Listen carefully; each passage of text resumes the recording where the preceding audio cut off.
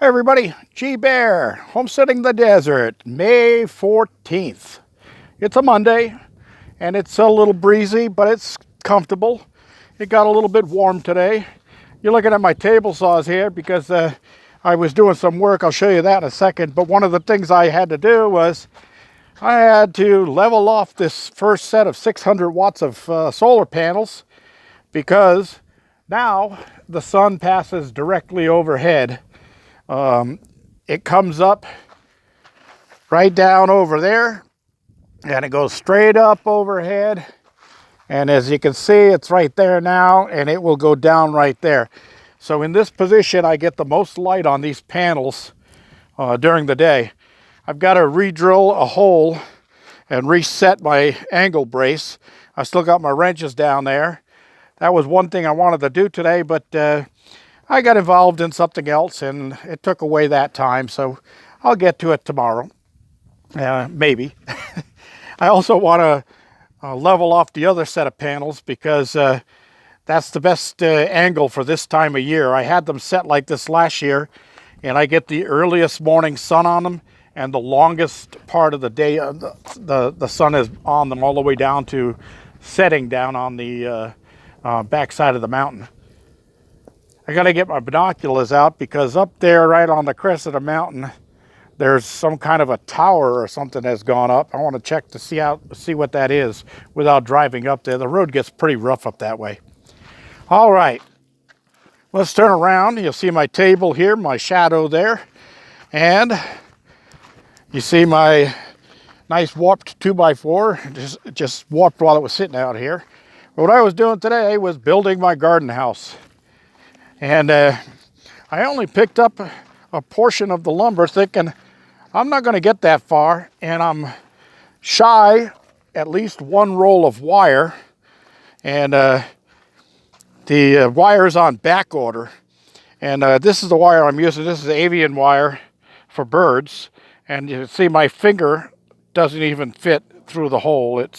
These are little half-inch holes, so the squirrels can't get through that. But I did the whole floor on the bottom of the unit, and you're thinking, well, how in the heck did he fasten that wire to those 2x4s from underneath when you're laying on the dirt? Well, I'm going to let you in on a secret. I had it flipped over the other way. I nailed the wire into place, and then I flipped that whole floor piece over into this position so that it's held down on all the edges by the 2x4. There's no little loops or anything like that in the wire loop. Now, you can see here where I overlapped it because this is 16 feet across this way, and the wire is at 6 foot. So by going at 3 times 6 is 18 feet. So I have the extra 2 feet or overlaps in the center. Now I'm going to do something on that so that they can't come up, tunnel underneath and come in between there. I think what I'm going to do is rip some thin sheets of plywood and put them under there and then nail them down through the plywood so that they hold in place, and that'll keep the floor down and nice and tight. Then after I put my, this is the south side, after I put my garden over there, I'm going to have a raised bed garden, but it's also going to be a self-watering gutter garden, so I can just set it and forget it, and just every now and then refill the water barrel and make sure it keeps feeding the plants as the plants need it. The plants drink it when they need it, and actually the float will replenish it automatically, so there's nothing I have to do but just every now and go in there and make sure that no bugs or anything like that have infiltrated my plants. But the lizards will be able to get through here, at least the small ones will.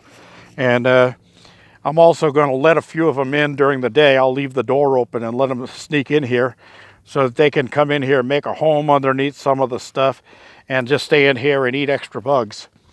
All right, so that side is 14 feet across. So this is a 14 by 16 garden house, and it's 8 foot tall.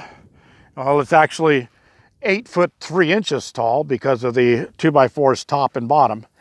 And I'm going to put a couple of more 14s across this way to hold the wire up when I do the top section. And they will be right where the seams go. And that way I can just nail them down into that 2x4. And I'll put a angle support coming up from that centerpiece up to the piece, the 14-footer on this side, and then there'll be another one here, and I'll come up to there. Now from there, from where I have that centered 2x4, I'm going to come over 36 inches, and I'm going to put another 2x4 there, and that's going to be my entrance door right here, and that'll take me straight line up to the cabin. And then I can come in with my trailer. I can come in through that back road right there. I can stop right there, and I can unload stuff as I need to. I'm thinking I'm going to take that plant out right there so that I can actually just come in the other way also and back right down into here and get it real close when I have heavy loads of stuff to bring in. This south side here is where all my trees are going to go. I'm going to get all the fruit trees in here in large grow pots, probably 15-gallon grow pots. And I'm going to let those things mature in the pots until they get root bound. And then I'm going to cut the bottom of the pot out and let the roots go down into the natural soil here. And they'll do that. They'll already have plenty of strength to get down further. And I'm just going to let them go down below here, and I don't have to worry about the critters killing my tree because all of the hefty roots are going to be in the pot above ground here they can't get to. So that's my plan, or that's my story anyway, and I'm sticking to it. So these here are 8 foot across, and the first wire is going to come up 6 foot tall up to here, and I'm going to have a 2x4 going across there so that the seam of the wire can get nailed on the overlap, and I don't have to worry about a gap in there. And then the excess I'll just fold over the top. I may end up being real close with what the wire I've got here, but I also want to use that type of wire, the avian wire, on top of my chicken coop so that the birds and stuff birds of prey can't come down and stick their heads through it or anything like that. The sides I'll have just regular chicken wire, and it's going to be the heavy duty stuff so that the coyotes can't get through it. And it'll go a foot below the ground over there. Here I don't have to go a foot below the ground because the whole floor in here is now wired. Well, it just thinks it's wired. It hasn't even had anything to drink yet. Anyway, that's my story. Here we are. That's the gist of it. I think I'm going to run back into Home Depot tomorrow and get the rest of the 2x4s I need, and then use the rest of that wire up and see if I can string it around from door opening to door opening, at least the first 6 foot high, and then hopefully the other wire that's on back order will come in next week, and I can bring that up and finish this thing off. And then I'm ready to start getting my plants in here. And I don't have to worry about the critters bothering me anymore. And in a few months, I'll be just happy as can be eating fresh veggies.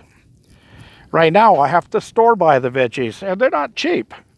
I'd rather grow them.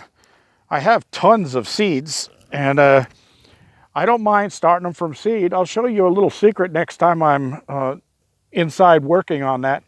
But I have a little way of sprouting seeds real quickly inside, right on the kitchen counter.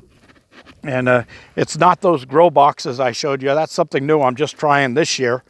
So far, I like them, but I still like doing it my other way and use a perfect pH balanced water and get the seeds started. I've seen them start, well, lettuce seeds I start overnight.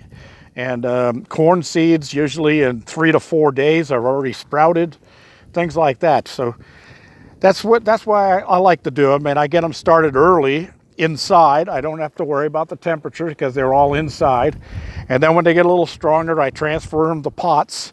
And when it's nice out like this, I can bring them outside during the day and let them get strong, and then bring them back in at night and let them stay warm.